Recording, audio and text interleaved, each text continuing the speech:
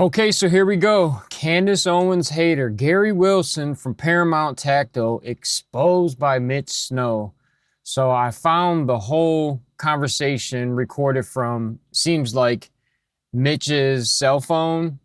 Gary Wilson calls him and starts like, basically, where I'm come from, it's like a G check. He calls and G checks him, bro.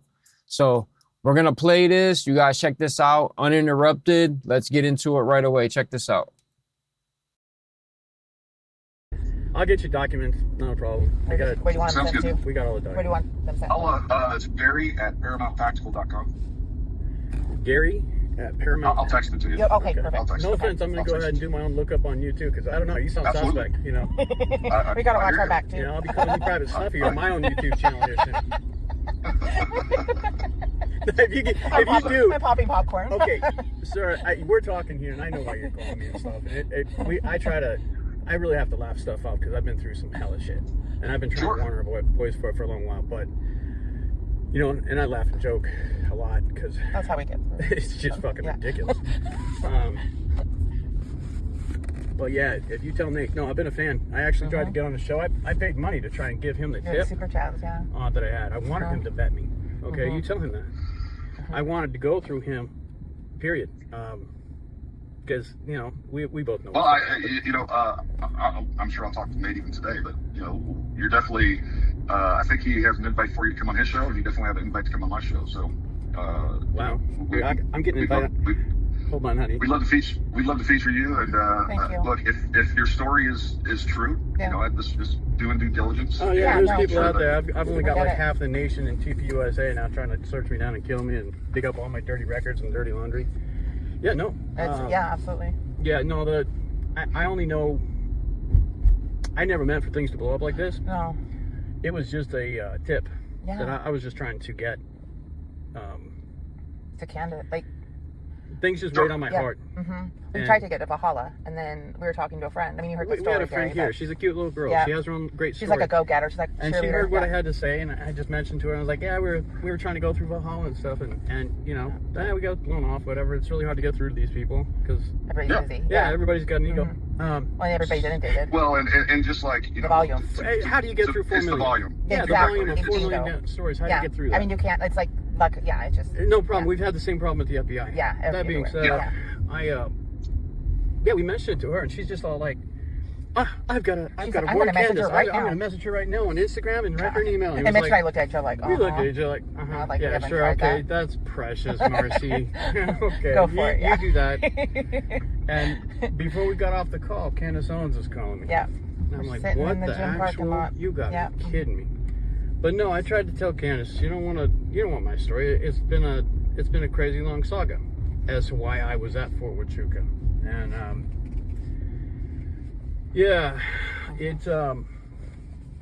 she kept pulling that thread. She wanted to vet, so I've gone through this with her.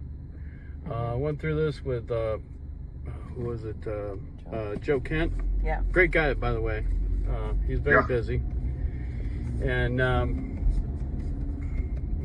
I've sent him all the records, all that kind of stuff. I'll send them to you. Can you do me one favor? Just the guys around here, there's some vets around here. I've had a real problem with them. I give them records. Next thing you know, things get propagated. People copy stuff off. That's been one of the problems I've had around here with vets. I'm not a real, how should I say, not a real fan of a lot of vets around here. Right. I mean, we don't trust people with documents. Well, here's what I'll tell you, man. Listen, I think there's nothing more important than integrity. And if you send me any records, number one, I will. Look, I have a good reputation in the SF community and online and everywhere else. What I'm not going to do is, I'm not going to send your record to anybody. Okay, I appreciate it. I'll say that. I will confirm or deny your records verbally. I'm not here to smear you. I'm not here to, mess with you or anything like that. I want to know if the story is true. Yeah. That's really what it comes down to. And I'm going to send you my personal contact information right now. And if you need anything from me beyond this, and like I said, I'd love to have you on the show. Okay. Let's get to the truth. Yeah, Simple as that. That sounds great. And And I haven't had a whole lot of luck. As a matter of fact, those guys in SF Brothers, I helped start that. I'm one of the people that helped at the beginnings of SF Brothers and Facebook and stuff. I'm one of the first 100 that got onto there. And to put that together for guys, because, you know, you probably remember since you were there earlier, if you got out prior to like 2006, you went out into a black abyss. You got cut off. I mean, it was hard enough to keep track of guys that you knew that were on the teams right across the hall from you, because everybody's on such a tempo. But then all of a sudden you're outside of group. People move, people change orders, people within a year, you're sort of cut off. And so we lose contact with everybody. So the whole Facebook thing actually ended up being a good, place for everybody to sort of meet up after. Platform, yeah. Yeah. And that's where, what was his name? He died a few years ago, the guy who started it. Really good guy. I still got him on the friends list somewhere. I'll remember it. But Thomas Drinkard, some of the old guys there, we put it together. They wanted me to be the admin at first, and I said, no, heck no. Because prior to that, I had worked for Microsoft, and I gave him hints and whatnot, and I was real glad when Bill Olson stepped up and take it over. But he turned out to, when things went bad for me like 2 years ago, I can tell you, those guys did not. What happened 2 years ago? Oh. Was that with your custody battle and everything going on with your son? I have been trying to get divorced for 10 years. Wow. Yeah. They finally let me. I've been there. You went through a 10-year divorce? Not 10 years, but I went through a really bad divorce, put it that way. It wasn't 10 years, but kids were involved, and I was on deployments, and she was trying to keep the kids from me, so I can, at least to some degree. I'm one of the guys, it's been because of my unique history, and because I did get targeted by something else that had been intentionally using this, I don't know, flaw inside of our judicial system. They just took advantage of it, and I've had a lot of people coerced in my life while I've been going through it. My wife was one, and after a lot of events in 2013, she finally, here I was, a broken guy. I couldn't defend her. They could do whatever they wanted, and she was deciding to go ahead and flip sides. So I decided, for my safety, my son's safety, we had to divorce, and it was supposed to be reasonable, but it became real unreasonable, and real quick allegations started flying. Because I'm special forces, I must have combat PTSD, therefore I'm a wife-beating, alcoholic, drug addict, serial murderer, serial rapist, pretty much every piece of spaghetti that can be thrown up on the wall, it's been accused of me. And I've been fighting through that, trying to hold on to custody of my, I helped raise my son. I was a stay-at-home dad. But no, they've done everything they can to criminalize me. And I noticed long ago that this was a pattern, not just with me, but across the board. Across the board with SF guys. And it pissed me off. And that they use the SF status too. It drove some guys to suicide. It drove others to, you really got to wonder if it was suicide. Right.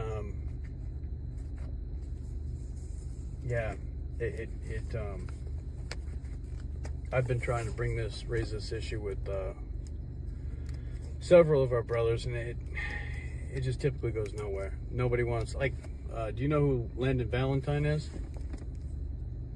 No, I don't actually. Landon Valentine, who is he? He was I want to say he was an officer in SF, but he was in, I think, 5th group. more East Coast, but yeah, he was in the room. That poor guy got, they just murderized him in court and it was all based upon our SF status, that's what they do. You're special forces? Oh, you must be all these other things. I'm not a gun nut. I mean, I don't mind guns. I know how to use them. Probably don't want to be on the other end when I do. But yeah, I'm not a big gun nut. I like fishing. I'd like to take my boy fishing. We like Florida. Yeah, Florida was nice. Florida was nice. But yeah, 2 years ago, my son came forward to report that he was being abused, and that didn't match the narrative of what they were trying to put down on me. He wasn't being abused by me. He was reporting being abused by mom, and she was doing it intentionally. We found the medical record. She was trying to set me up for a charge of child abuse, and she was getting help from the courts, from a judge over here, a couple of them. When my son came forward to report her, well, they snapped back and retaliated, and eventually they threw me in jail under allegation. I can't help but laugh at this allegation. Yeah, the allegation that I was either the leader or hiring party of a unidentified biker gang to stage a mass kill event at the courthouse to kill judges. Jesus. Yeah, I know, right? That's serious. I can show you the criminal record. It's horrible. It looks terrible. Yeah, the only problem with that is there was no evidence. There's no probable cause. Just like saying, I'm not a gun nut. Probably not typical SF guy either. But yeah, I don't have a Harley. I don't ride motorcycles. I don't know anybody. I don't think I've ever spoken to anybody in a motorcycle gang ever. Yeah, I think that the whole Harley thing was big in the even I think that was kind of the end of there was a big push in the SF community with almost like these biker gang type things going on within teams in the early 2000s. Yeah. And I think it kind of faded out to my generation as well. But and there was guys that were getting strung up, and these, I don't know, I guess they thought they were the Sons of Liberty and SF guys, and that's never a booze, bikes, no kidding. SF guys. Nobody's ever presented to me that way, but now I sort of get that now. I could sort of see that. Yeah. Okay, I get you. No, if you ever met me, I walk around in Tommy Bahamas, and I've got a blue and gold macaw on my shoulder. Yep. I walk around like I'm in Florida all the time, wearing hey dude, red, white, and blue hey dudes. I'm pretty sure I'd get my ass kicked if I ever walked into a biker gang. So no, I get the allegation, for anybody who doesn't really know or doesn't consider people being individuals. Sure. They're just playing on stereotypes. Yes.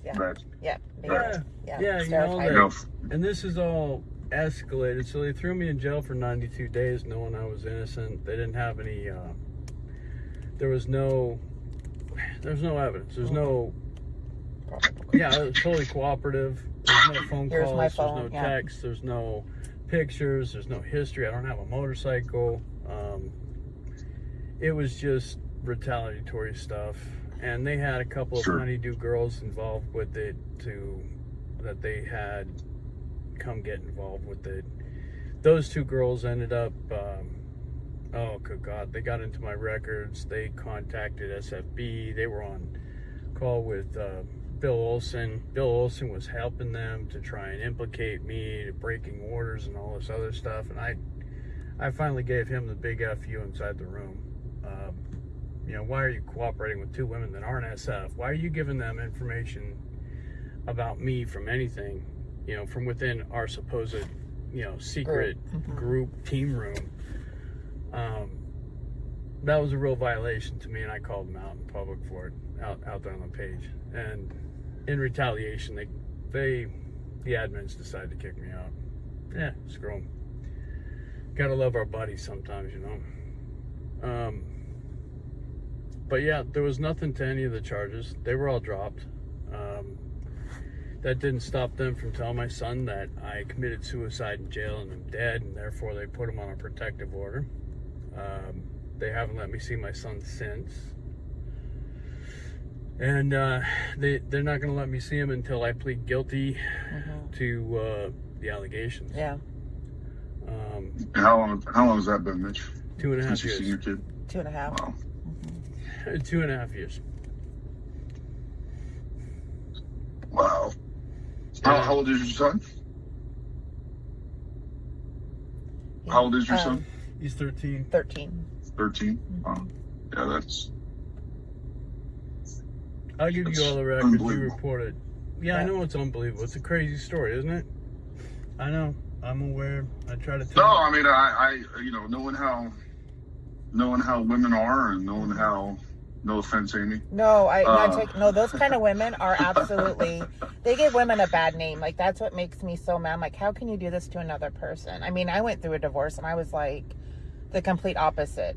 I was like, Well, just I the don't way they understand. weaponize, the way they weaponize kids against you. Yeah, and, absolutely. It's so wrong. Yeah. And then how the justice system is set up in the against the father or the man involved is just again I went through a very, not quite to that extent, but to where I was getting divorced, and then I was actually in the Q course when I was getting divorced, and then kind of the same thing. It was like they were calling my command saying I wasn't paying child support every day. I'd have to go in like once a week and show them documents. Look, I've paid every single. Matter of fact, I was paying more than was requested of me. Wow. Shocker. And then on top of that, let me get my shot. And then don't know anybody like that. And then on top of that, when the divorce finalized, the courts, the judge said, "Hey, look, because he's in the military, and at the time I was deploying constantly to Iraq and Afghanistan. It's like, hey, we're not going to set up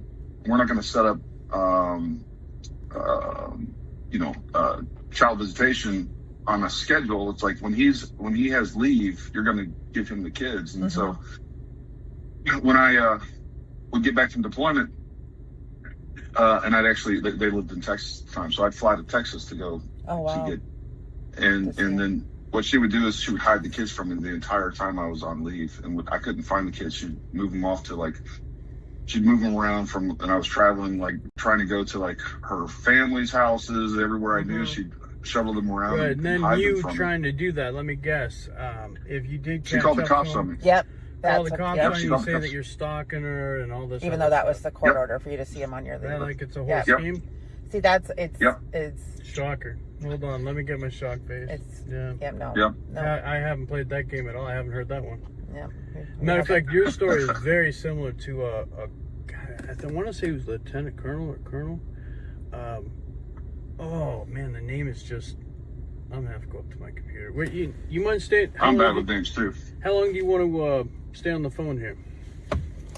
I got time. We're just gonna pull in the garage real quick. And I just sent you my contact information. Okay. Via text with email on there and everything else. Yeah. Okay. No worries. We'll stay in here. I'm just You caught us getting coffee and breakfast. I'm also trying to avoid the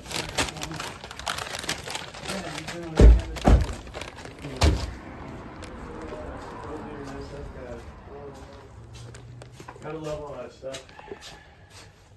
Yeah, no, that just for better or for worse, it comes with the territory. It does, yeah. I've spent a lot of my last 25 years hiding in plain sight. Okay, so all right, explain that to me again, because you're touching on something. How do you know this?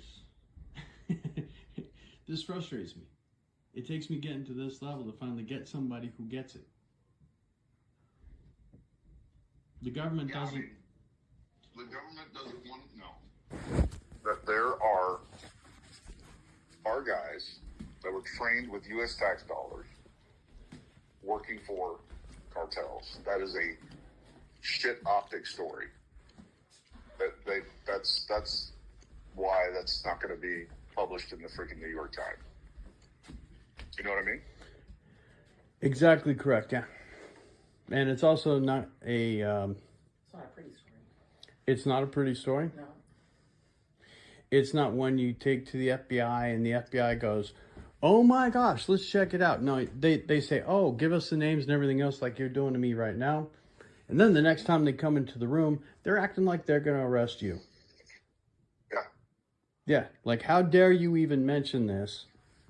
Yeah, no, I've been through it. Might have been, yeah, a couple of times. The shit optics story. Yeah, shit optics. That's a good one.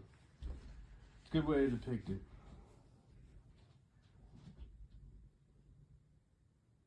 No, that's. I mean, we see that time and time again. There's a lot of, there's look when it comes to. I really believe. I mean, I'm sure you're familiar with the assassination attempt on President Trump, right? Yeah. Wait, what? When did that happen? Assassination. Seriously? They tried to. Is that today? Oh my God. He's speaking funny. It's July 13th. Fuck with Alright. you. Yeah. No. Yeah. Of course. Oh. Yeah. No. So we have Thomas Crooks Yeah. that has allegedly zero digital footprint or very minimal digital footprint. So we have this. Is it this, possible? Sure. Plausible? Absolutely No. not. Yeah. And what I believe is that he was targeted, profiled, and recruited, radicalized, and weaponized online. And I think they know that. And I think there's a couple of different options there. You're starting to get into that tinfoil hat MK Ultra thing that they're talking about. Yeah, I'm 100% tinfoil hat on the MK Ultra, and I think it's not like MK Ultra stopped. They didn't stop trying to control people's minds in 1968, right?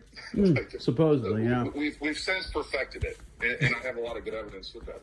Mm-hmm. And the reason that we don't know, the reason that the government hasn't shared that information with us is a couple of possible reasons. Number one, it was deep state ran to begin with, and these people didn't like President Trump, so elements within our own intelligence community targeted him by through in the use of cover. They're not going to say, "Oh, hey, we're Project X wing out of the CIA." They're using so either our own people did it, and or political actors did it, and or foreign adversaries did it. I think all of those are possible. All of those are possible.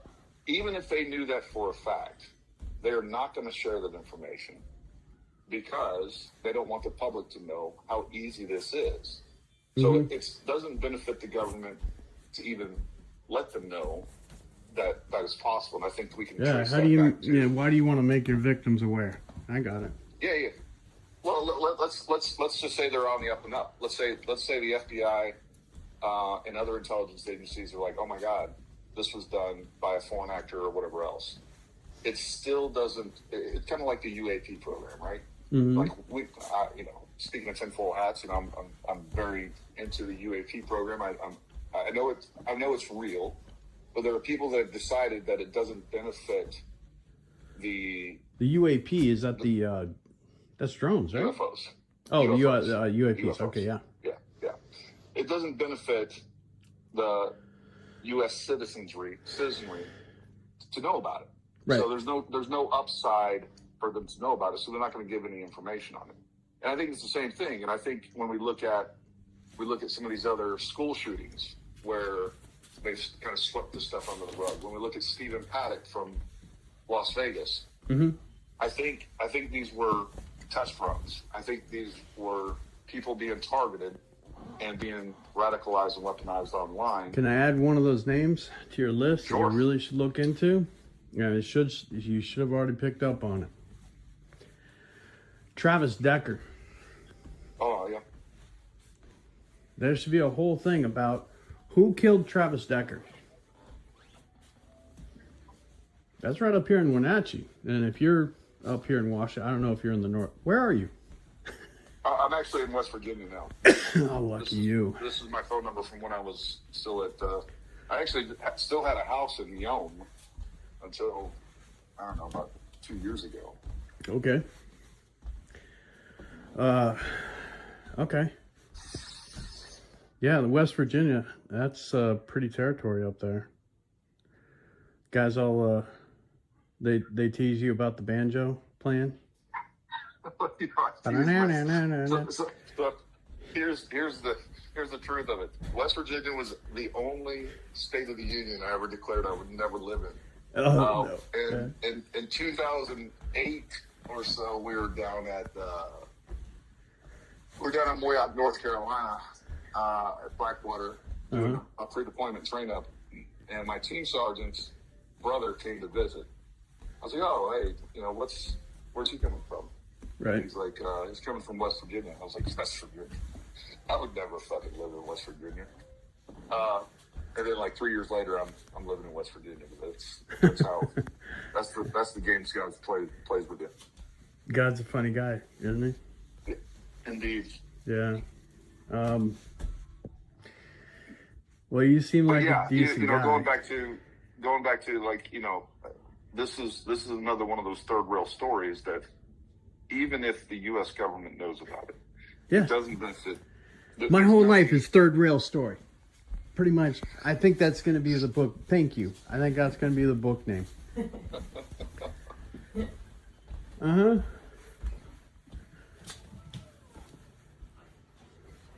Yeah. So, but yeah, man. No, I'd love to have you on. I thoroughly enjoyed talking to you. It puts my mind at ease. Yeah. And every time I hear Special Forces get online, the first thing I'm doing is I'm looking up Truth Fire digits, asking people, we know this guy, is he one of us? Yeah, I've done the whole Stolen Valor thing, Guardians of the Green Beret, I've given them people. Yep. I totally get it.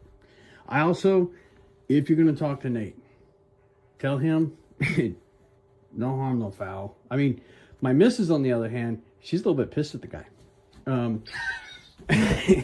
You know, I wouldn't have him turn his back on her just yet, but she'll get over it in time. Nate's again, you know how our people are.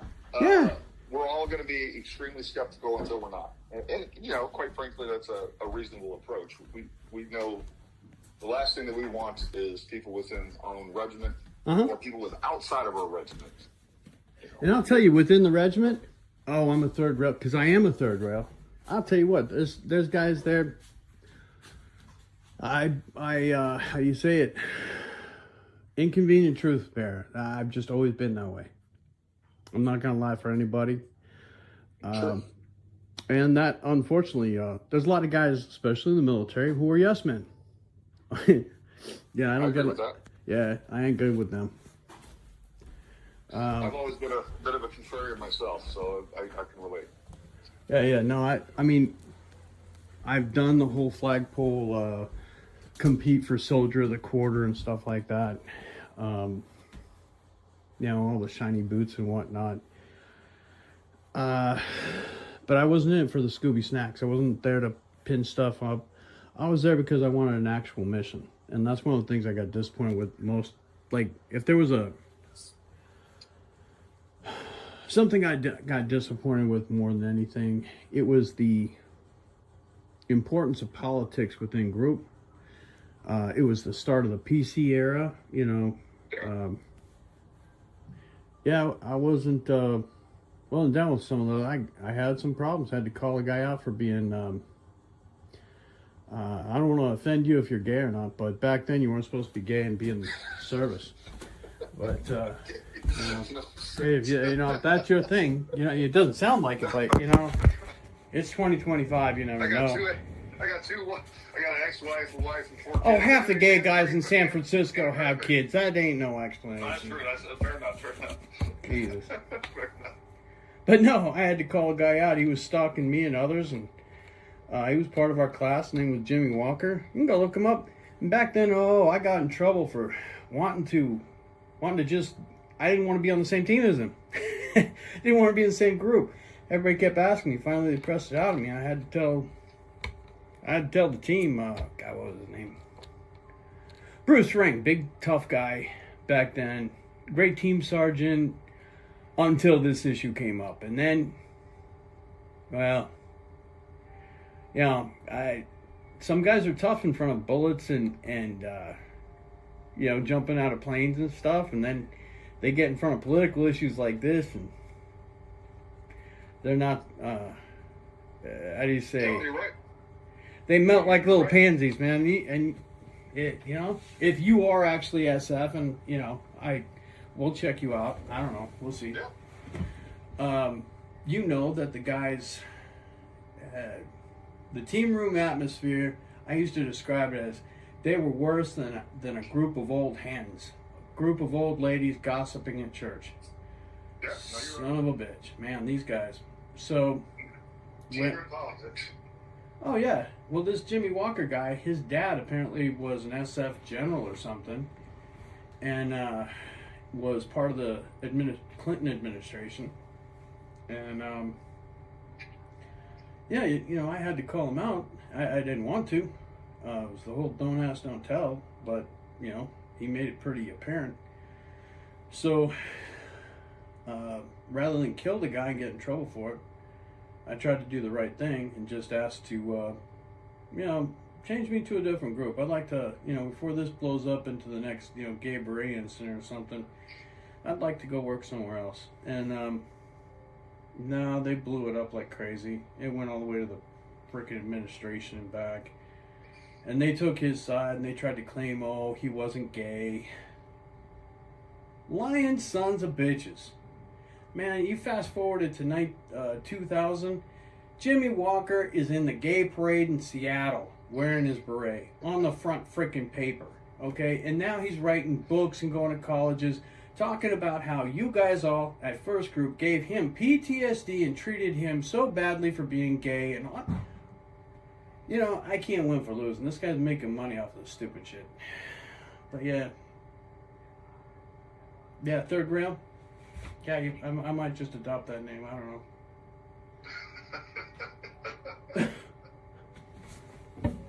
That's hilarious. Well, yeah, man. Now listen, it was really great talking to you.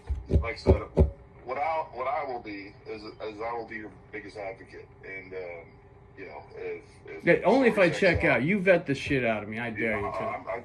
That's what I was getting ready to say. You know, you check out. I'll be your biggest advocate, and either way, I'd love to have you on. I'll tell Nate I talked to you, and yeah, you can tell him I called him a big faggot with those jazz hands he's swinging around all the time. he does like this. He does like to. You tell him I know that his sergeant major was Richard Simmons. Just by looking and about how he talks about big guys all the time, you know, and he's dissing on short guys, yeah, and then he's hanging around with his prison sex partners, JD DeLay, yeah, all right, a little bit suspect, and it makes more sense that he's from First Group. You tell him I said that. Behind channels. I will. All right? I will. All right.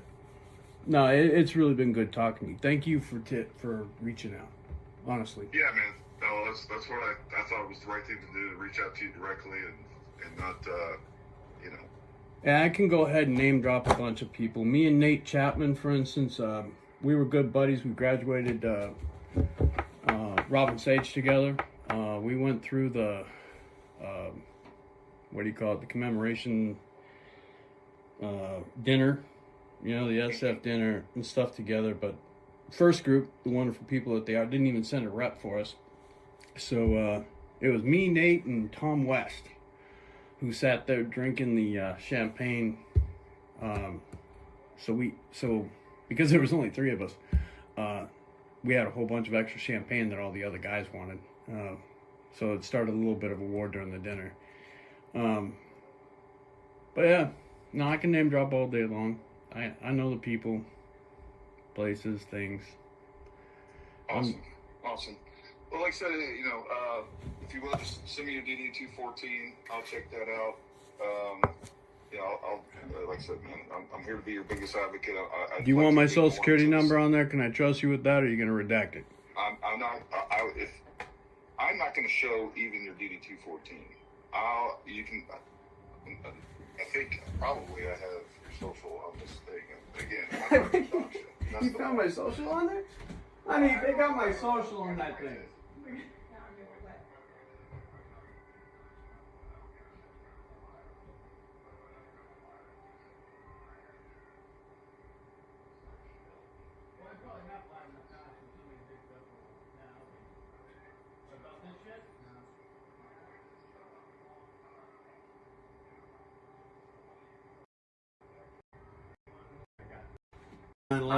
happened. 9/11 happened a couple days. I was in the recruiting station. I was with the 101st with the initial push into Iraq. I was a sniper team leader during that time. I came back. Oh, did you know Tung Nguyen? Tung Nguyen? Mm-hmm. No, that name doesn't sound familiar with. But dude, I'm fucking terrible with names. My brain. Oh, you would know this guy. This guy was he was like autistic Vietnamese dude. He had an incredible history. He died. Friendly fire is what it sounds like. Friendly mortar fire. Bad, just a bad incident. The guy was, when it came to guns, the guy was a nutcase. I can tell you a whole story about it. But no, Tung Nguyen was a good friend of mine. He was sniper team also during that time. Just up, I think it was 2002, 2004. That was a real loss too. Yeah, I was with the 187 Infantry at the time, and then when I came back from the initial deployment to Iraq, went to selection and went SF and was in the Q course from 2005 to 2006, and then went to first group, and then went on 3 more combat deployments and multiple training tours, Philippines, Asia, all the good things. And then I don't know how the strip clubs were. I could tell you a whole thing about the first Gulf War, and training there, and they were asking for people to go and come back. And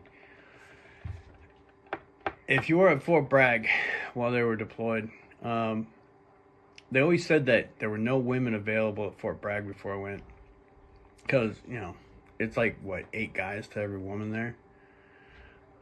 Something like that. Yeah, there was a little bit of competition, and Rick's, I think it was Rick's, right? The strip club there. It was like a strip club right there on the main drag or something. I think it was Rick's. Anyway, they had every place at Fayetteville was a strip club. Like even you go out to breakfast and it was topless. Yeah.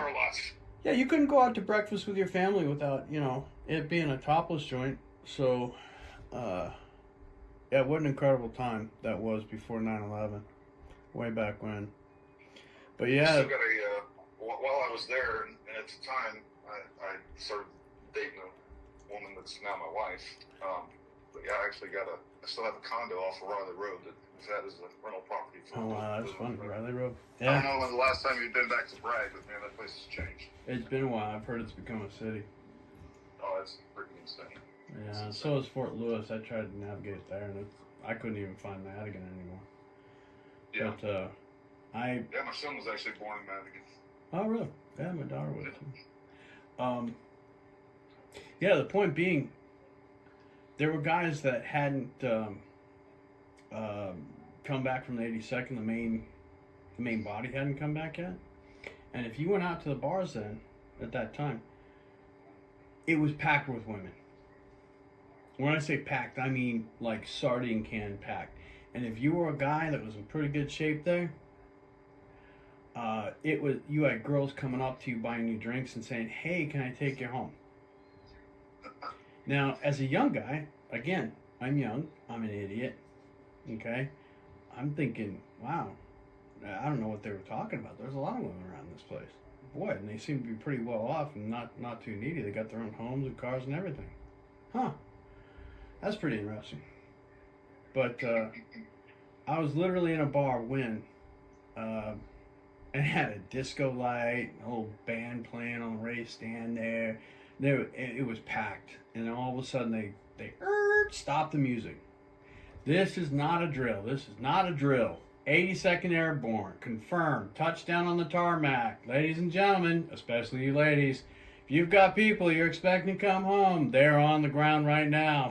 And the whoosh that left that place, it was me and, I want to say, Bernie McGordy, were left standing there. And it was just the two of us sitting on the dance floor. There was probably 50 people there before. There's little chewing gum wrappers spinning around on the floor.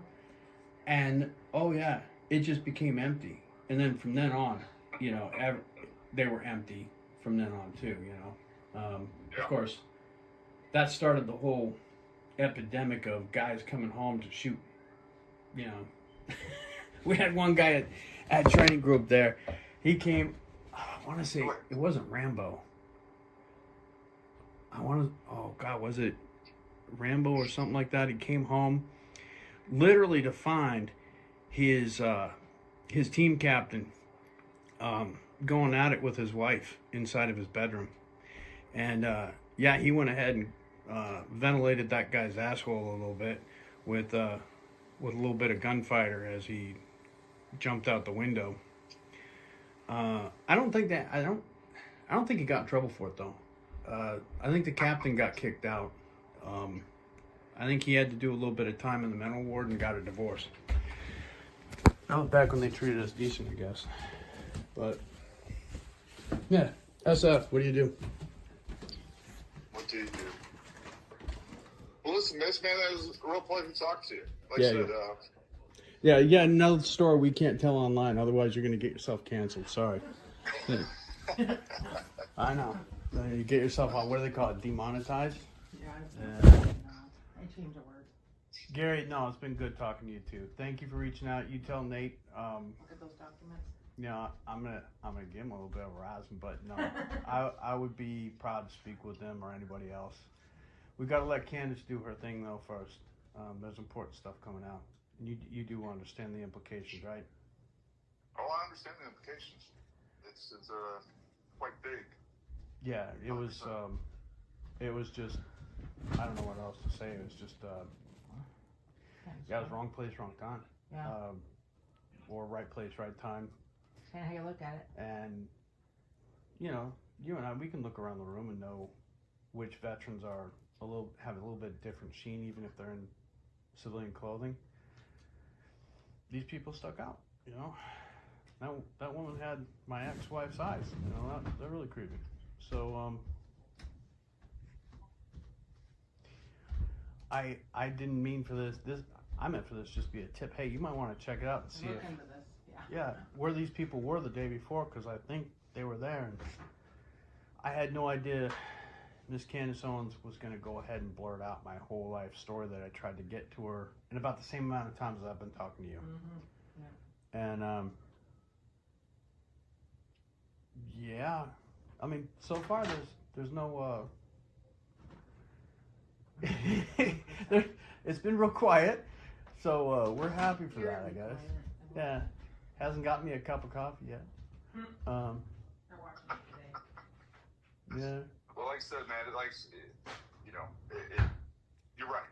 What matters is the truth, and if I could be mistaken. Everything that we think is true with this, like, it has to get out, and Yeah. that's what it comes down to, and that's what I've been in for this to begin with. I want to know what really happened. And, at the end of the day, that's all that matters, man. It's like the American people. You start finding that I'm not credible, it's because you ain't asked for the ask documentation. questions. I'll back it up. We've got And if I could have 10,000 been wearing a documents. camera on my eyes at that point, I would love to. I need to invest in that kind of stuff. Where's Elon Musk when you need him? Anyway. We need to get you some meta glasses. Seriously, we I've have already a got a pair. pair, but they only work with freaking Facebook, and I hate that shit. Yeah. So, They're kind of weird.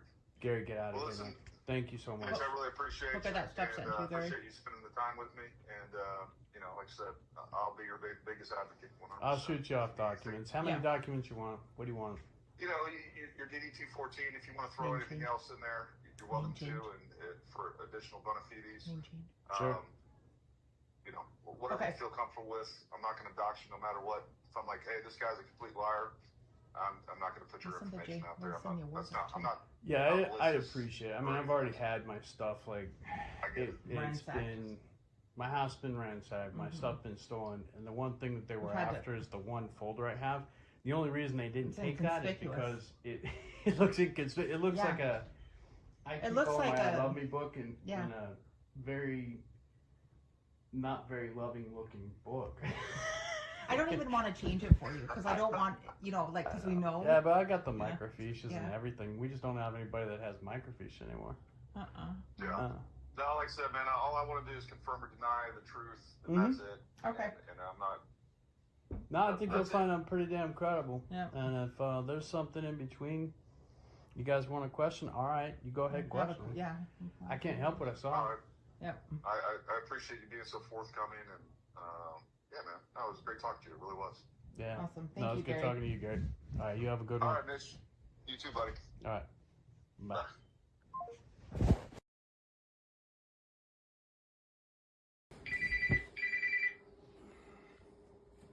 Hey there. Hey, Mitch. Hey. Hey, I'm on the phone call, but you were texting me, but I figured I'd just call you and talk as opposed to texting over Signal or anything else. But yeah, I have definitely been, an outspoken critic of Candace. And not even so much Candace, where that really started was when this whole thing with Charlie happened, we were flooded with, everything from the palm gun to camera gun to, I don't know how much you've kept up with that. Have you seen all that stuff?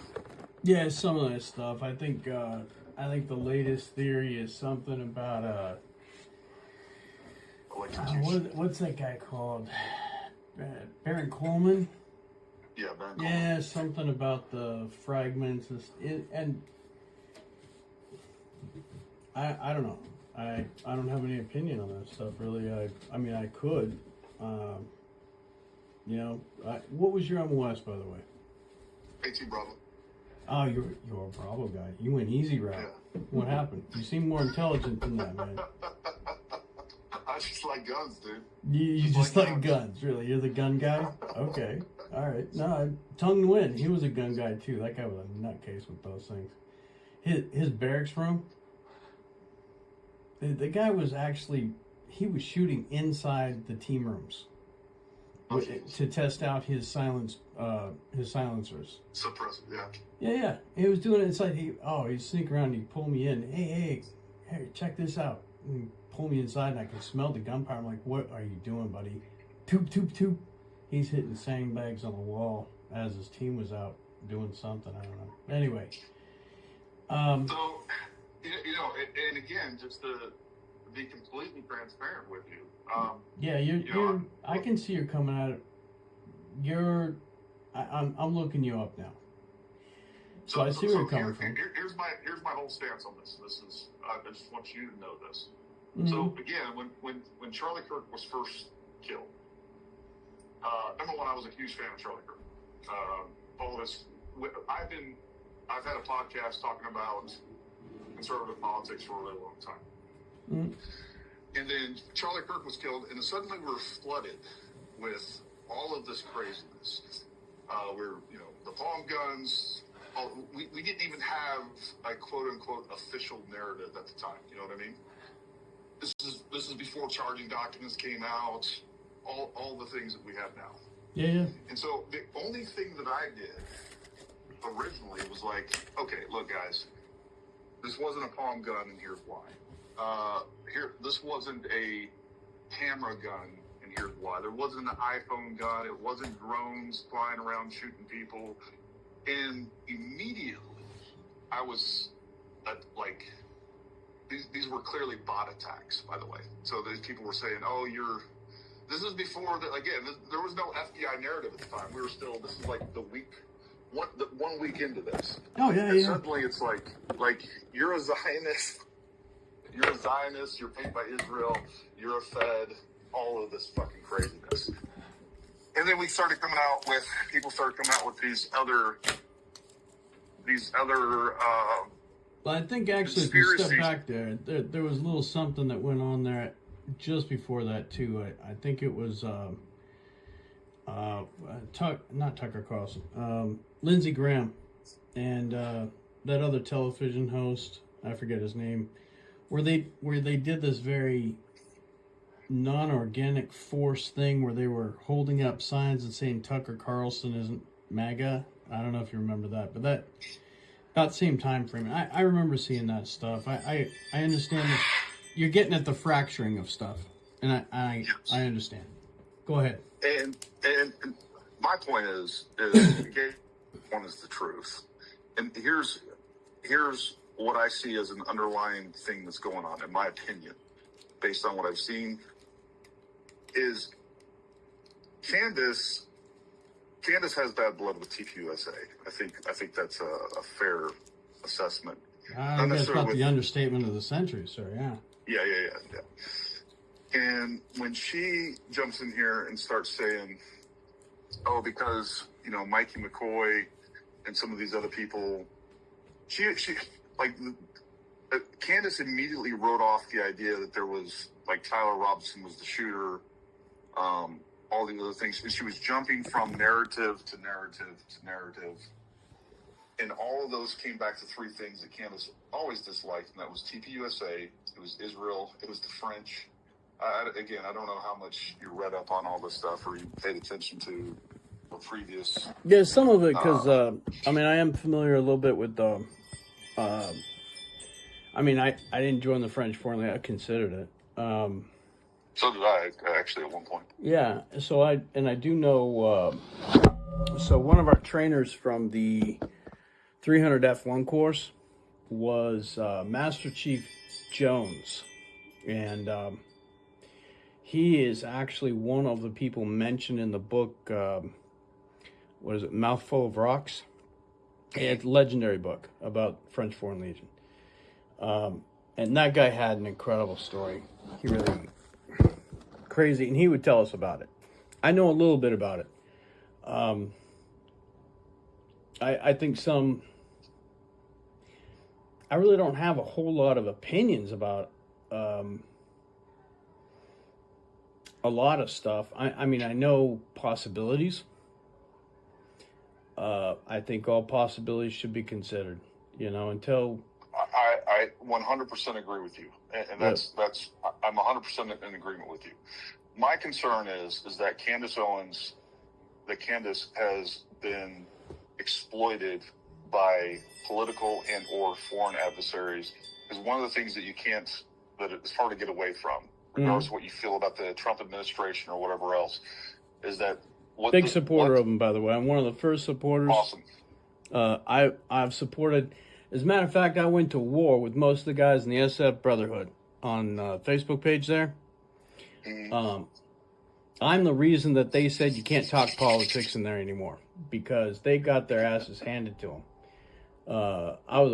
Me and Landon Valentine, the guy I mentioned before, were the first to speak up in that room and to be Trump supporters, and that was back in 2012, something like that. Sure. Yeah, way back when. So my point is I feel like Candace is being exploited, and I feel like part of this is a personal vendetta for Candace. And by the way, I loved Candace. And then the other problem that I have with what she has done is she has accused a lot of people without evidence. And I also feel like what it's doing is that it's distracting us away from what's really taking place. And I think there's something larger at play here. I think to me it's pretty obvious. Between the bot attacks, things that are being promoted within the internet. Sorry. And I'm actually clicking on your video in the background. Nice. Go ahead. And I've also, Candace has definitely omitted a lot of information. Like, for instance, if you're watching my video where I said Candace is lying, she intentionally says that, you have to scale the roof like Spider-Man. That's not true. She's never shown how to get up onto that roof. And I think if you saw, I don't know, again, like if you see how this whole thing with Tyler Robinson is plausible because it was fairly simple. With that being said, when you're saying that the French Foreign Legion, Israel, and the United States are all getting together to kill Charlie Kirk, it starts becoming a lot less plausible. Right. And maybe, and I'm open to it. Look, I think our government is corrupt. I think, but at the end of the day, what I want is the truth. And, you know, I went to UVU to see what was going on there. I did a 3D model. I had actually paid for a surveying drone to actually model the place, and then I paid for the model itself so that people can, and I gave that away for free, so that people can go on there, take a look at this, and they can place shooters in different spots and figure out what's possible, what's true, what's not. Oh, you were going to set up a 3D model to try to reenact the scene and CSI it from, I get you, yeah. Yeah, no, and I did, okay. and I gave that. So here's what happened. I spent thousands of bucks traveling there. I spent thousands of dollars, my own money, with a 3D model surveyor with a drone to map that place. And then when I got back, I spent a bunch of money in addition to another guy named CJ Correnti. He had a model. What we didn't have was where the Charlie setup, right? So we didn't have the tent, we didn't have Charlie, we didn't have everything from that day from the scan. And he spent tens of thousands of dollars modeling the tent accurately, putting Charlie in the right spot. And that model is plus or minus like 1 inch. That's how to scale and accurate it is. So what that allowed, and then I gave that away. I just made it public. People can download it. There's 2 different versions of it. There's a Blender version, which is 3D modeling software. And what that allowed us to do was, just like you said, you can, like, okay, there was a guy saying, oh, there was a shooter over in this position. Well, just looking at it from Google Earth and imagery, I'm like, man, there's not a line of sight from that position. I just know it, but I can't prove it. So what we did was we got the model, and then people can put shooters in that position. You can see from that position whether or not what is real and what is not. At the end of the day, like, I want the truth. That's what I want. And I think that's really important. And I do think there's some things that are happening that I think there's a lot of psychological operations taking place right now. I think some of those are political. Some of those are possibly being perpetrated by foreign adversaries because they don't want the Trump administration. And what this has done is it's put a lot of doubt on the current Trump administration. And I do think that some of the things that are being said and being done are going to greatly affect the midterms, going to greatly affect 2028. And I think you and I can agree the last thing that we want is, I'm okay holding the government accountable. I want to hold the government accountable no matter what. I get where you're coming from, and if they were involved in this, I'll be the first one to say, let's fry these guys. Mm-hmm. I also don't want to be tricked by social media personalities because they're pushing something because of a vendetta, and I don't want to be tricked by political forces, and I don't want to be tricked by foreign adversaries that are trying to make it to where we have a weaker United States. That is 100% where my that's my motivation, man. I love this country. I love what it's about, and the American people deserve to know the truth. I hear you. You sound like, I mean, you're calling me up and sort of vetting me out to maybe come on your show or something, and I get that. And you've already had questions. Anytime somebody says SF on the air, every one of us gets in our gruff and starts hunting down every single teammate he's ever had. I get it.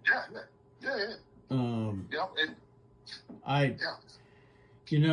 When it comes to these politics, just like you said, I mean, on one hand, I hear what you're saying. There's Candace Owens, and she's got her angle with things. She's got her stuff, and she's claiming conspiracies and foreign involvement and stuff like that. And then on the same hand, you're over here, and you're claiming, that she's probably under influence of foreign governments and conspiracies and everything else. And I see you both here. I hope you understand. It's not a... And that's what I want you to understand. Yeah. And at the end of the day, like the truth is what's important. And you know what I say? I got no fucks to give. I am I have really I have been a Trump supporter like crazy, and the main reason is because the guy couldn't be a sellout. He couldn't be bought. And the only time that ever fractured for me had nothing to do with any of this stuff. None of this stuff has actually even fractured that for me. I know how government is and its layers and how many times a boss is not responsible for their stupid private stuff. The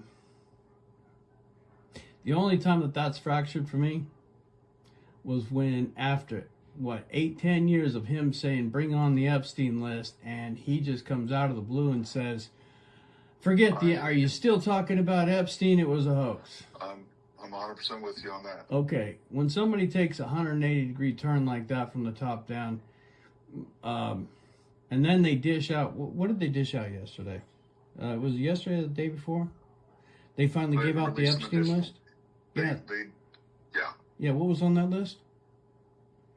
88 pages of black markers. So you're telling me that Dan Bongino at the FBI was sitting there for the last 6 months with a black marker going over 88 pages to make sure he got every little piece of whiteout on there? Is that what's been happening? Something tells me there's a list. I think somebody's lying to us there. But there's no doubt. And the other thing too is, look, we had that whole narrative is complicated to say the least.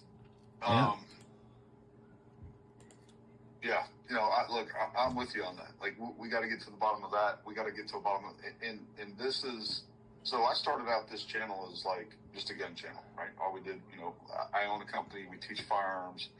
We teach, we train people in basic through advanced, pistol, rifle, long range. We kind of specialize in long range. That's kind of what we're known for. 10 years ago, I probably could have taught your class, and yeah, I'm down with you. I know exactly what you probably do. And I think you probably do it better than anybody else in the world too. You and well, and I got a great cadre of instructors. It's not just me. Yeah, we both do that. You know what I mean? And then on top of that, I started this YouTube channel during COVID, and then of course I covered firearms and stuff like that. But I'm also into politics, and what I mean by that is, like, I think it's important to preserve and protect the Constitution, to push the things that I believe, right? I mean, that's really what it comes down to. That's what you and I fought for this country for. That's what we signed up for. We swore an oath. That oath didn't go away, and I still feel that way. And I see that this country is being torn away and being eroded by what I see is a real problem with leftist politics, whether we're talking about trans ideology, whether we're talking about the attack on the Second Amendment, the attack on the First Amendment, and then we have a media that lies and pushes things. You're going to have to forgive me. If you hear a scream in the background, it's not some little kid, don't call the police. That's my blue and gold macaw, and he's quite the character too. He saved my life. So, go ahead. That's, long story short, that's where I'm coming from, man. And what I am is 100%, I believe in integrity. I believe in telling the truth. I believe in making sure that the truth is known. And that's what I want to get down to. So let me ask you this then. I mean, since you're doing this, you're into it probably way more than I am. I know everybody is sitting on the sidelines here. Any SF guy who shot a gun, and God knows, we had to do calls on that, all of it, right? Mm-hmm. Every single year. Yeah, we go out to the range and we have to burn down the ranges with phosphorus rounds damn near every year. Look, we all know something seems wrong with the 30-06 thing. What do you think? What I think is kind of what I've said from the beginning is that the problem is we don't know. The problem is everything that we would need to know about the ammunition and about the rifle that would help us to determine a terminal ballistic outcome, we don't know. We don't know the grain of that bullet. We don't know the type of ammunition. We don't know whether it was hand loads or factory. We don't know if the type of the projectile, was it full metal jacket? Was it soft point? Was it a ballistic tip? Was it frangible? We don't know any of those things. Yeah, it could have been a blank round at close range. We don't know. I get it. 100%. So, like, I'm a little, what I do know, and even going into this, like, obviously, I've shot a 30-06 like 5 or 6 times. You know, like, it's not, like, it's a fairly antiquated round. It's nothing that we use. I grew up with them. Sorry, I grew up. My dad used to take us deer hunting all the time in El County. Yeah. Yeah, so I grew up with them. They're a cannon. Yeah. But the reality is, like, with the 30-06, there's everything from like 55 grain old accelerator rounds all the way up to 220 grain, and with a lot of different other options in between. And originally going into this, I had the same opinion there. Like, there's no fucking way that this guy was hitting the neck with a 30-06. Now, with that being said, I teach long range for a living, and I also know that weird shit happens with ammo. Like, we just had some 6mm Creedmoor ammo that we were out shooting on the range just a few months ago, and about every 5th round would exit the barrel, and the round would disintegrate mid-air. That's so interesting. you know, we don't know that, and that's another thing too. Is like, we don't know how old that ammo was. We don't know if there was something. The round. Are you telling me that a round from a 30-06 disintegrated leaving the barrel? What this was wasn't in? a 30-06 round. No, this wasn't a 30-06 round. This was a like long range precision rifle and 6mm Creedmoor is what the round was. Oh, I see what you're saying. Okay. I've seen the same thing happen with 6.5 Creedmoor. And it's Hornady ELDM.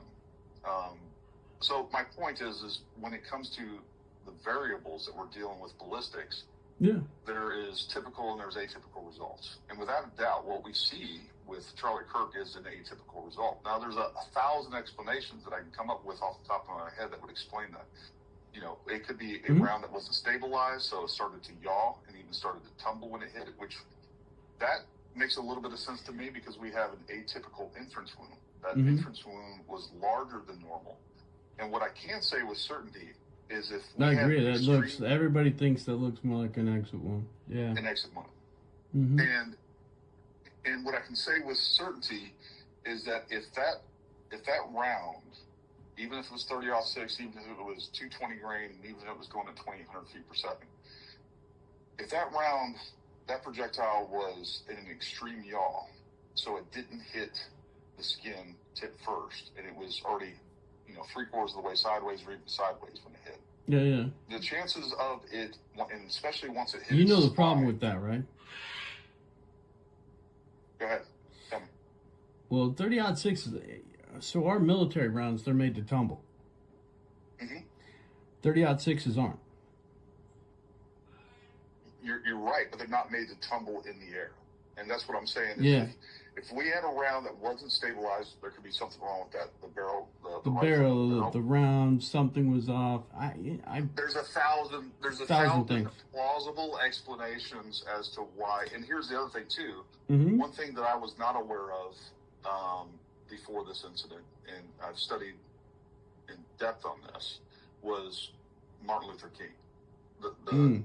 What happened with Martin Luther King is extremely similar, unbelievably similar to what happened to Charlie Kirk. Martin Luther King was shot from 65 yards away with a 30-06 round. It hit him in his face. It glanced off his jaw and then went into his neck and then hit his spine and then went downward. Now, there's a lot of controversy around Martin Luther King, right? Whether or not it was James Earl Ray that shot him, whether or not the CIA was involved, all of those things. But one thing that was never really contested during that time was whether or not it was a 30-06. So we have Martin Luther King shot from half the distance that Charlie Kirk was.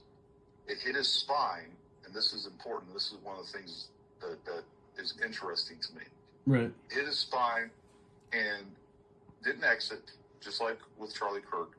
And so much so that Martin Luther King ended up having a open casket funeral. Then on top of that, then we have another case study, which Nate just had on his show a guy named Chuck Ritter. Chuck Ritter, Green Beret. This is a crazy story. Chuck Ritter was shot 4 times with 7.62 by 54. And 7.62 by 54 is literally always kind of been known as the Russian version of 30-06. Okay, Ballistically, they are identical. Now, what's interesting about this is that Chuck was actually hit in the back through the rib cage, almost from the side, kind of, let's say, off to his 4 o'clock. It entered his back, hit his spine, went downward, and not only did he live, he had no exit wound, but he lived. He was shot 2 more times in that incident. So he was shot 3 times with 7. I think both of you have to admit that there's a long list of Green Beret Medal of Honor winners that you take a look at Benavides. I don't know if you ever got to meet him. I did. No, I know his daughter. A wonderful lady. It's really sad what they did to Benavides' wife.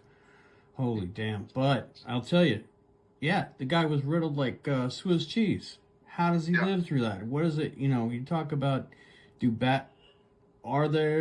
there evidence of magic bullets? Yeah, at times. I think maybe. I think you're right. And when it comes to that, like, here's the thing, is if the point is that people are trying to fill an unknown. Number one, we have a lot of people that don't, like, when I hear somebody kind of speak from authority and say, oh, well, I've been hunting my whole life and, 30-06, I'll blow a tree in half. Okay. Yeah. It could. Depending. You're absolutely right. Could. Yeah, I get it. It also could just stop inside of within 1 inch of a tree too. I've seen that happen. Yeah. It depends on the tree. It depends on I have all kinds of hunters. Weather, rain. Yep. All sorts of stuff. Yep. The point here is that people that really know ballistics understand that there's 1,000 variables that can determine an outcome, right? Mm-hmm. And I have hundreds of hunters that have sent me pictures of. I just got one the other day. The guy shot a deer in the shoulder with 30-06. He says 35 yards away, and it lodged into the outer shoulder bone. Didn't penetrate, and then he ended up having to put another round on the deer with 30-06. Yeah, it finished off. Yeah. So the point here is that well, here's the real issue. We have Tyler Robinson, who we have his DNA on the firearm. We have DNA on the trigger. We have DNA on the spent cartridge. We have his DNA on the towel that he used. We have surveillance footage of him getting up to that position. We have surveillance footage of him moving out to the position as described by the charging documents. Then we have text messages, which are definitely weird. We also have him admitting to his parents that he was the shooter, and then his parents turned him in. To me, that's probably one of the biggest. Well, I think that last part there. I mean, that last part actually, if I've been paying attention, right? Good. And trust me, I'm trying not to. I have one of these things called a life. All of this is quite a big distraction because I was trying to get attention for something completely different to save the lives of guys like you and our other brothers and stuff, and to maybe get them their children back if possible. This is a big inconvenience to me, to be honest with you. Oh, so, sure. This is taking all the air out of the room.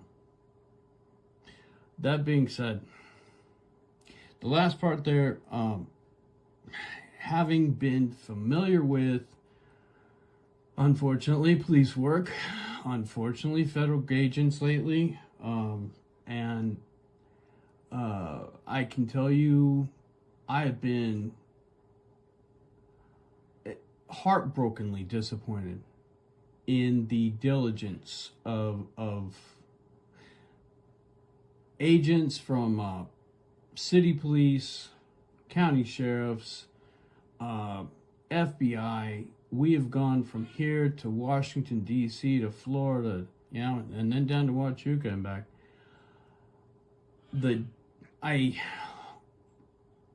Wow. The ability for them to sit at a computer and want to just narrate stuff is incredible, and not get up off of their ass and go do stuff and, I don't know, maybe investigate facts. If you're, like, I don't want to convince you one way or another. I've witnessed this with my own eyes just this last year. I 100% agree with you, like, on that. Like, they can create any narrative they want. We agree on that. A lot of times they create narratives so that they don't have to get up out of their damn chair. 100% agreed. That's why, to me, the most compelling portion of this that makes it more likely that Tyler Robinson is indeed guilty is that his parents turned him in. That's actually been debated. They don't have that evidence. I don't know if you've caught that or not. I know it's been debated. Yeah. I don't know that there's because here's the thing. Let's say that your son was being put up on death penalty charges, right? And then they release a document saying that you turned them in, and basically part of your testimony as a father is the reason that they're charging him. Yeah. Would there be anything that would stop you from getting in front of a camera and saying, these people are trying to railroad my son to a death penalty case? And I'm here to tell you, you are barking up the wrong tree. I actually have a real case example of that. And it concerns one of our brothers from way back when. As a matter of fact, it was while I was at Fort Bragg. And yes, I watched him get accused of... So we're going to divert so that you understand where I'm coming from on this for a little bit here. No, send it. He had picked up a girlfriend in Texas when we were there at 300 F1. I got recycled into the, they didn't want to lose me. The cadre actually stuck up for me. It was really sort of sweet what they did, I guess. So when I broke my back and stuff, they gave me time off. They couldn't get me back in the medic. They recycled me into the Charlie. I go to Charlie, my buddy. He goes, he continues on. I think he was the class valedictorian at that point, going to GOAT Lab. So he's going through, you know how stressful that is, right? That's like the most stressful part of the medics program there, that they're losing their minds. But he got this girlfriend, brought her along. They're in Fayetteville. She ends up bringing her 3 daughters from her previous marriage. These 2 weren't married yet either.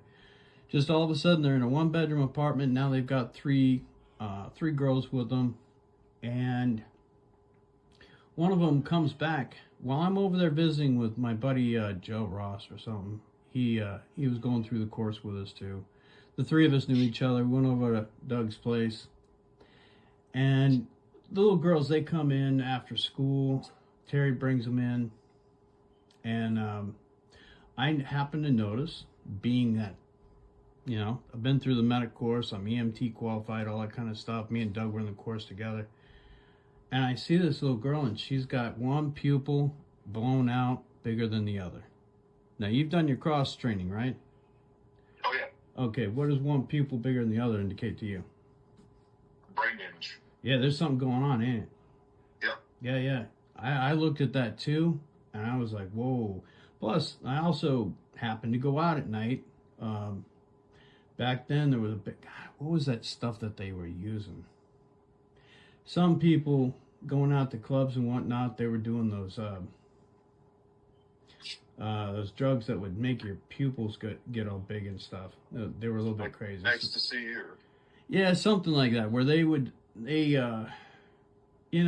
it's something you noticed back in that time. And this little girl, she's got one pupil bigger than the other.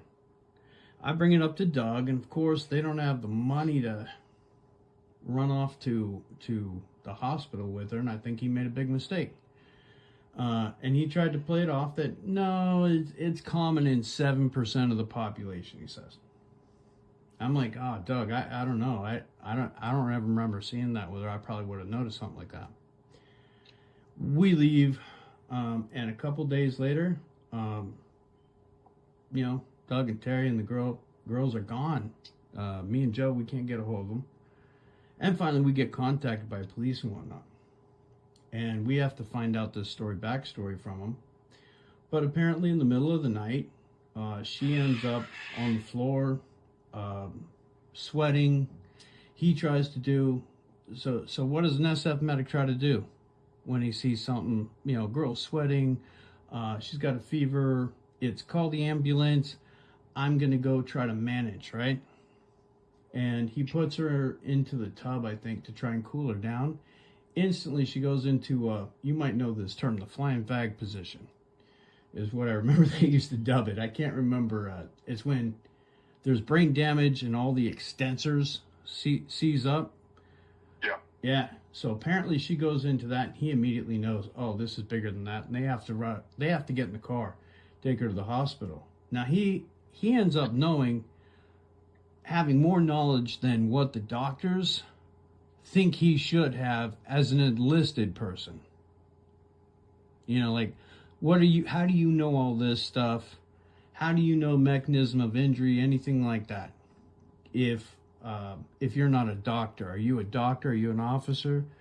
No, I'm an SF medic. Oh, Special Forces Green Beret? Oh. Immediately they went ahead, they got offended. And of course, they didn't immediately take any of his advice. They delayed treatment. As they did, she passed away. What they found out later, years later, is that she had returned home from daycare that day that we had seen her. She had been hit in the forehead by the daycare owner's son, a 5-year-old.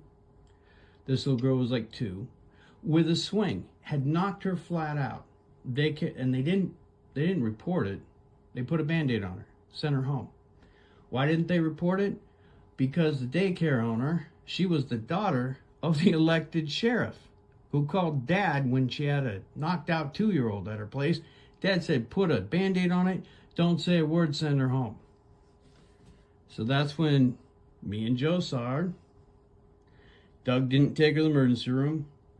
2 days later, they finally go, she's dead. Now, Jesus. What do they do to get out of all of this? That sheriff ends up putting investigators on it to go ahead and turn Doug into a child abuser. Doug had never abused anybody in his life. Sure. Now, was he gregarious? Was he... did him and Terry maybe get into some yelling matches? Absolutely. They were those types that, what do you call it? They yell at each other and then they turn very passionate. And next thing you know, you have to leave because they're making noise in the bedroom. And it's like, oh, geez, So, but yeah, no, I sat there and had to be a witness to the sheriff putting out in the paper that both him and Terry had admitted to harming this little girl. And they did that, and they held him on house arrest for years as they basically isolated him. They put out, I can't tell you how many times in the newspaper, they put out false things. They would say that those people said something that they didn't. Sure. That just to poison the jury pool, just to poison the public, and they did, and they got away with railroading him. He got convicted. He was in jail for 13 years until they finally, the daycare owner had a crisis of conscience, and she came forward. And even then, they couldn't get him out of jail, but eventually some deal got worked out. He's now moved on with his life. It's caused him tremendous amount of pain. We lost a valedictorian SF medic. So now you're telling me, would they come up with something? Would they come up with a lie? Would they say? Would a prosecutorial team lie to the public? No, I'm not disagreeing with you on that. Oh yeah, No, they would. I've had it happen to me I here. 100% believe that they would. What I'm saying is the parents. If they're putting things in those charging documents that they're basically using the parents' testimony, which they do, as evidence against Tyler Robinson. What I'm saying is that the parents, the fact that what would stop them from going out? I'll tell you exactly what it is. The attorneys. The attorneys would tell the parents to shut up. Don't fight it. We'll fight it in court. We promise. Guarantee it. All of that's possible. I don't disagree with that. But what I'm saying is that when it comes to the court case, if that is true, then we get the parents up on, because it's going to happen. If the parents get up on the stand and confirm or deny that, the case is going to fall apart. If this was all a lie. Yeah, based on your opinion right there, just that alone, that would make a case fall. I get you. And I think that, you know what, if that holds up and all of that's true and these texts and everything else, hey, wow, okay. If that's what really proves it, fantastic. Okay, we got the guy that and by did the way, solve that doesn't prove that this isn't a larger conspiracy. And this is one of the things that I've said from the beginning, and me and Nate still don't explain what I saw down in. It doesn't explain what I saw the day before. That's what we need to figure out. And that is exactly why I contacted you, because this is a critical piece. It's not about debunking you. It's about, hey, is this indeed true? Am I accurate? Do I have good eyesight? Can I remember stuff? Do I have a pretty good memory? Am I vetted as an SF guy? All the credibility in the world. I get it. Yep. Yep. All of that's true. You know what I say but to here's it? The thing. Vet There's away. nobody that's going to be harder on the U.S. government than me and Nate if this is true. You know what I mean? Like, okay, I don't give a shit if it comes to find out that I want to know who the fuck killed Charlie Kirk. That's what I want to know. And if the U.S. government is involved in one way or another, here's the other thing. Even if Tyler Robinson is indeed the shooter, that doesn't exclude the U.S. government from involvement, because I think, just like Thomas Crooks, and this is where I was going with earlier, I think that somebody recruited, radicalized, and weaponized this guy, even if that's the case. So that still puts, and that's something that needs to be discussed and making people understand that is something absolutely possible. You're a gun guy, right? Let's see. Let's do something. Listen now. You mind if we take a little minute to analogize? Sure. I have an appointment at 5:30, but I just want to let you know that. But I do want to hear this. All right, so you got a car shop and you got cars that don't run. Okay, so people bring them in, they don't run. And every time you go into that car shop, and that car shop says, it's a broken cylinder head, you got to replace the whole engine. Okay. So the next guy comes in, he can't start the car. All right, different car, whatever. And he says, broken cylinder head, you got to replace the engine. Okay, fine. You do that a third, fourth time, fifth time, every single problem that goes into that shop, supposed complicated issues, and it's always the same thing. Broken cylinder head. Got to replace the engine. Now, call me stupid, you know, but I don't think every car that don't start has a broken cylinder head and needs an engine replaced, right? You with me on that? Oh, yeah. Okay. So when I take a look at any of these things, if I do have an opinion, and maybe this gives you enough, when I look at some of this stuff, and I don't want to necessarily be a conspiracy theorist. You and I both want to shoot things down the middle. The only thing I find weird about every single incident since JFK, to include the one that you brought up there with Martin Luther King. So JFK, Martin Luther King, Ronald Reagan, President Trump, and now Charlie Kirk, and there's probably a few more in there. Every single time, it's a lone shooter and magic bullets. Every time the FBI gets involved, whatever section that is, there's some old guy sitting up there, and it seems like he is that mechanic in the thing who says it's a broken cylinder head and you got to replace the engine every time. Well, somebody at the FBI, they've got this narrative where it's lone shooter magic bullets. Lone shooter magic bullets. And you would have a fantastic point, and maybe I can give you advice for your show, if I could be so bold. Be bold, do it. Go repeat the findings.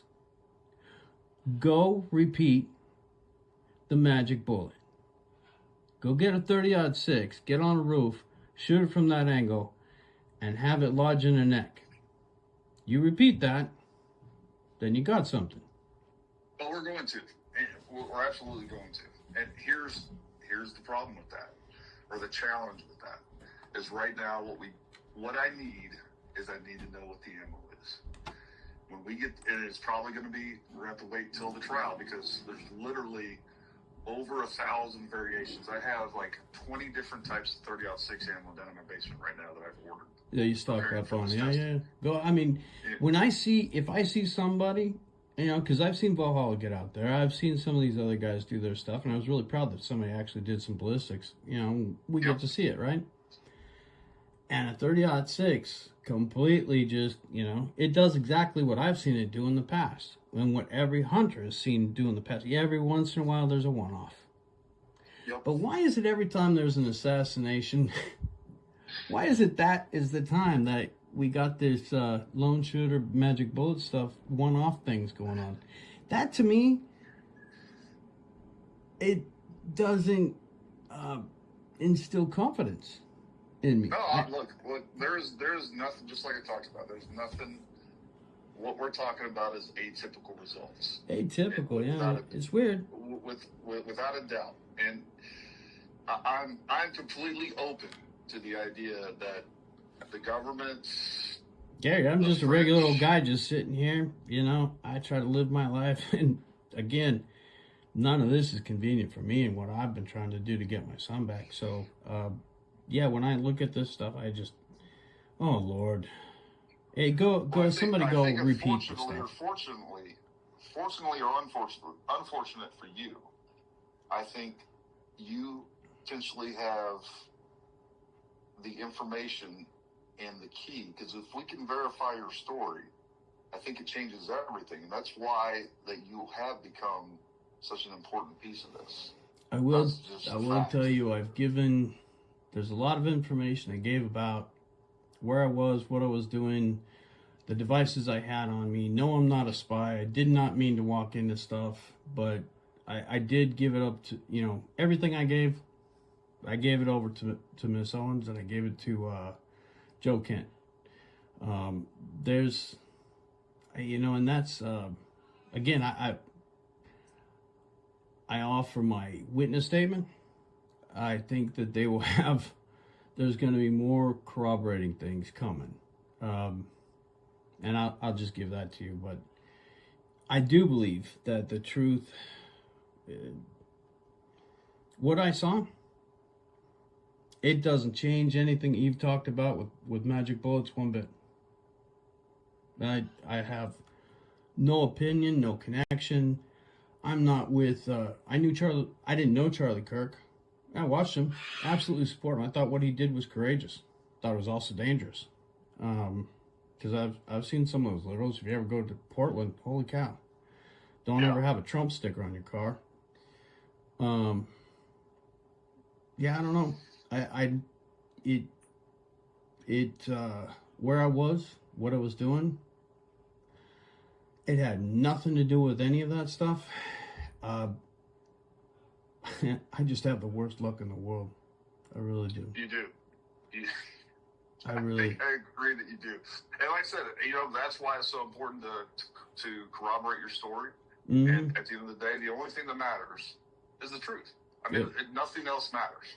Nothing else matters. No narrative matters. What matters is the truth. And if we can corroborate your story, and again, just like I told you before, I'm going to be your biggest advocate without a doubt. And we need to get you on the show, and we need to get more information on that, and see where this leads. That's what we need to do.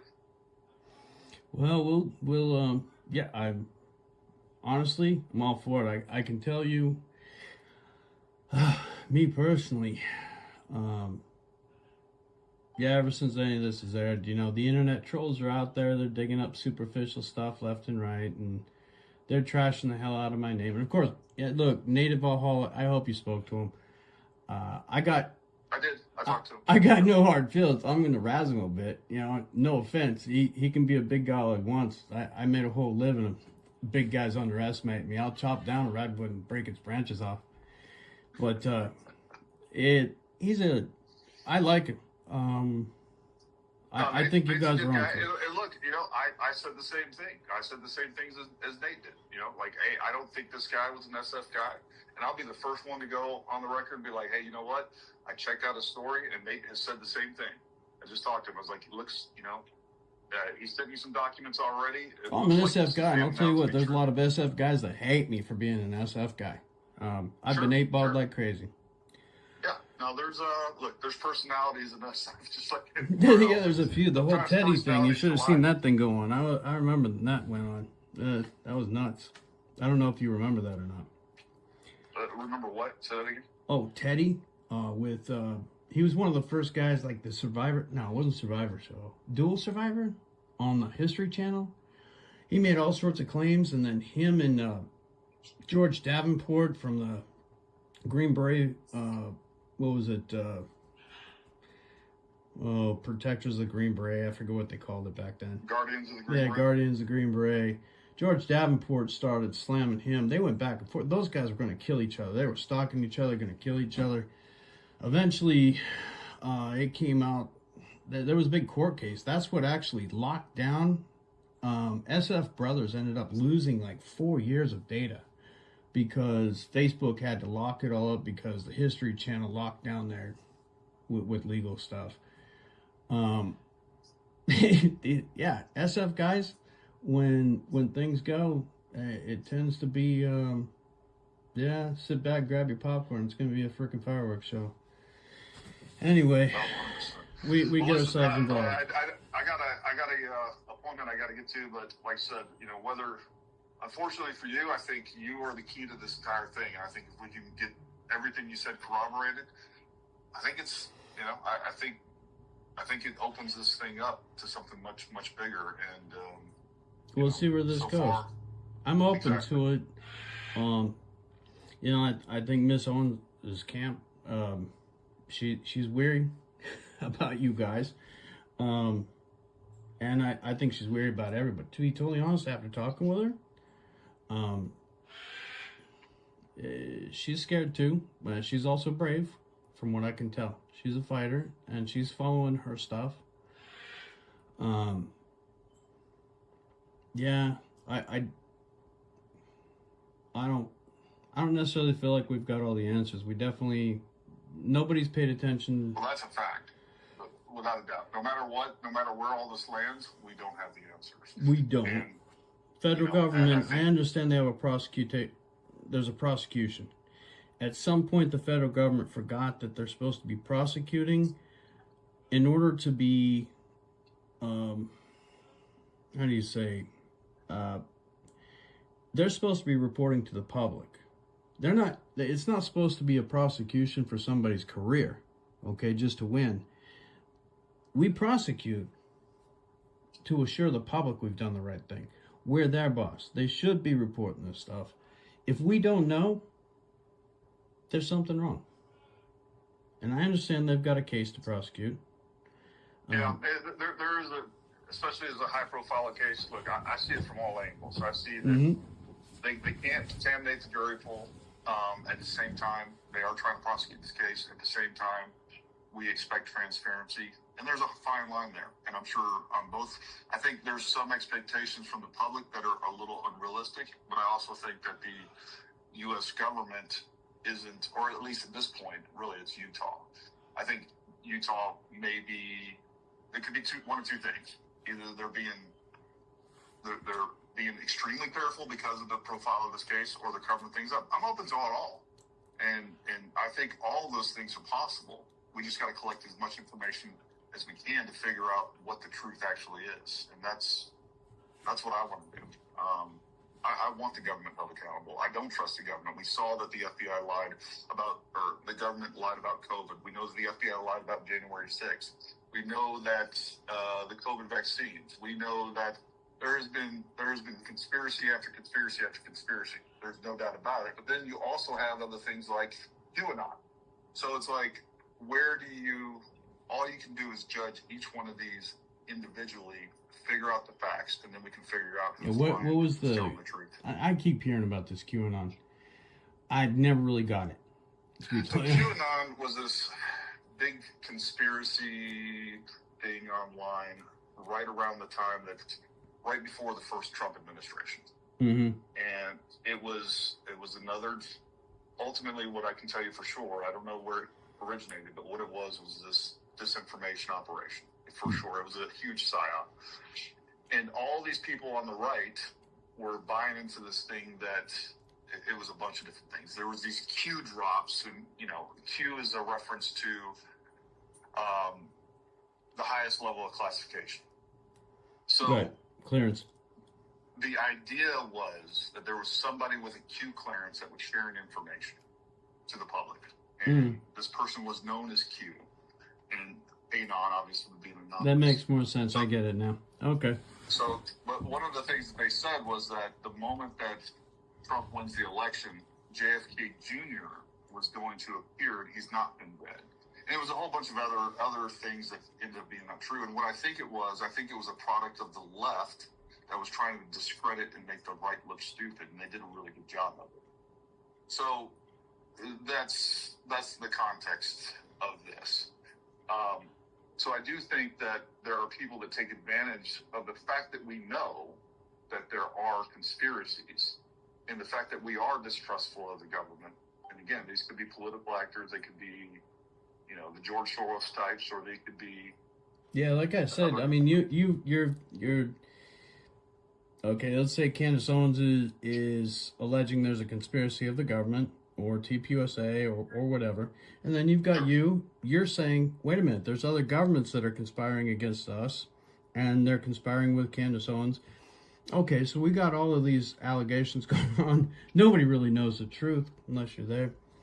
I agree, and I'll tell you, all I know, all I know is I have a real bad habit of showing up in the craziest of times, and happen to be, this is the last thing I want to be in the middle of. This whole thing was the last thing. At the same time, I can't, I'm not going to lie for nobody. No offense, I've lost too much in my life. There ain't nothing you can pay me. And as far as what, I'm going to put this, so in case you're taking notes, I ain't taking a damn cent from Candace Owens. My heart goes out, like, I am so humbled by the support she put out there, that she's intending to do a fundraiser for me. And from what I hear, that there's an account building, and until you guys vet go ahead and air my dirty laundry, and let me defend it, whatever. I don't plan to take a cent from this. I want justice for me and my son. I've told Candace Owens this. That's what I was seeking when I went down there. This is all a distraction. It is it has sucked all the air out of the room. And I hope we get past it. I hope you guys do find all the answers. What I can say is, there ain't you can't pay me $1 to lie. I know what I saw. I think I do. And I'm typically pretty damn good at that stuff, and it's unfortunately not a gift. It's a curse as well, as you're starting to see. So. Well, I think Mitch, you and I are on the same page, and like I said, no matter what, I'm not going to do you dirty. Definitely not going to dox you or anything crazy like that. Yeah, you came at me a little bit hard on there. I saw a little bit of it, but again. Oh yeah. No, I did. I'm an SF guy that's sort of disconnected from SF, and you're like, the hell, I ain't heard of this guy before. Yeah, I totally get it. Yeah. Yes, yeah. No. And that's why I wanted to reach out to you personally. I'm glad you did. And I think that's the right thing to do. And so, like I said, man, everything checks out. You're not going to have a bigger advocate than me and Nate for sure. promise you. I appreciate that. And if I don't know what else you guys need to check out, but yeah, I'll give it to you, and you guys go ahead and do your thing. Let me know that you guys are gonna. Do you mind if I give Nate your phone number as well? Yeah, I really appreciate it. I've reached out to him. I've paid, he owes me a little bit of money now, because I paid like $45 trying to do a super chat, trying to get a hold of him and give him give him my contact. Dumbass. I'll give him your phone number, and you can get your money's worth out of him. Yeah, sure. Yeah, I don't know how I get paid for all this stuff, but anyway, you guys have all that figured out. One of these days, show up to court for me. That would be great. Well, we'll do what we can. Listen, I got to get to another appointment, but like I said, I just want to give you a call. I appreciate you, and I appreciate you being honest with me. And yeah, you bet, like Gary. Said, it's been good talking to you. Nate. You too, buddy. Thanks. All right, Gary. Have a good one.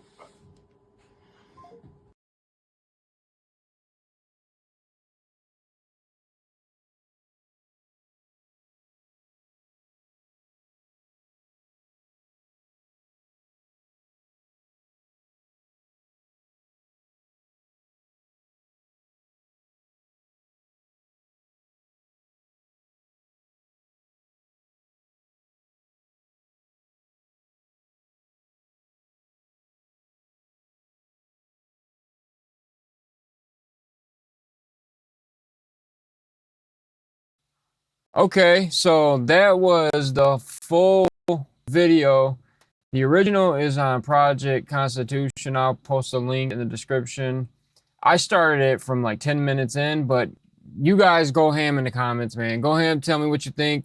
I was commenting through the whole video. This is my first time listening to it.